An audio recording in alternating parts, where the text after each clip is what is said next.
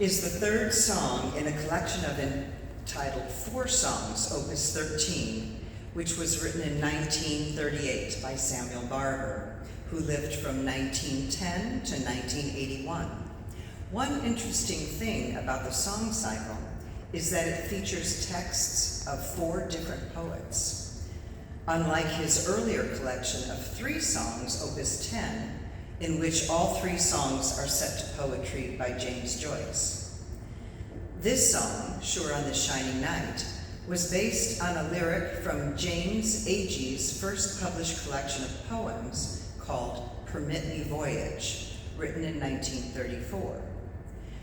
Barber later met Agee and formed a lasting friendship with a Pulitzer Prize-winning writer, but only after setting Agee's prose poem in 1948, entitled Knoxville, Summer of 1915, a 16-minute dramatic song for soprano and orchestra that depicts descriptions of Agee's childhood home and calls forth a place of innocence and evocative descriptions of a specific time and place. First, a bit about Agee, who really fits into the theme of today's program. James Agee was known more as a film critic and writer of novels and screenplays rather than as a poet. In his writings, Agee defied convention and was reliably rebellious.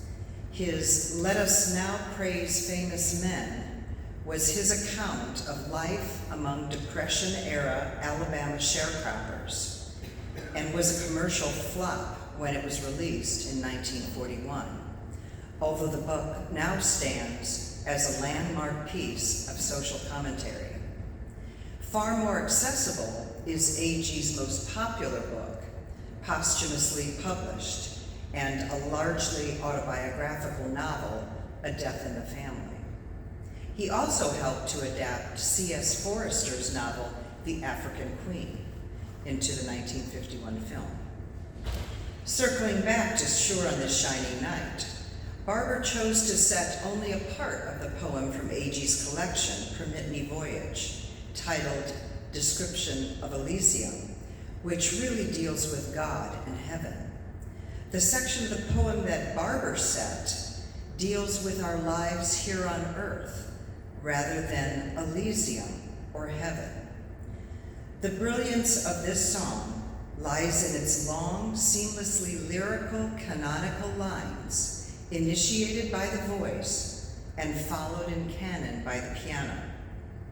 Some of the themes brought out in this short song are wonder and awe, and weeping for the experience of this shining night, hope and kindness must watch for me, suggesting a yearning for comfort and solace, inner peace and serenity, despite the potential melancholy of life's brevity. The piece conveys a sense of peace, acceptance, and serenity under the radiant light of the night. Barber set Agee's poem in 1938 as a solo art song and later arranged it for SATB choir. The poem was also set by Morton Lauritsen in 2005 as a part of his nocturnes. I'd like to close by sharing an anecdote about the song that shows its popularity at the time.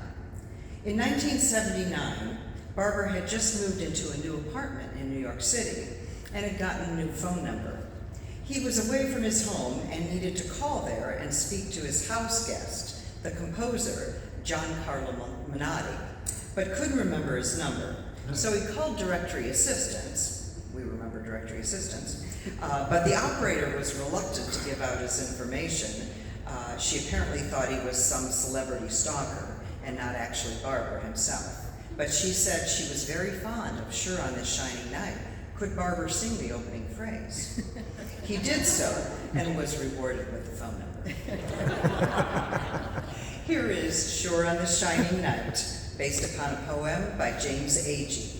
And the information I've shared with you is longer than the song itself.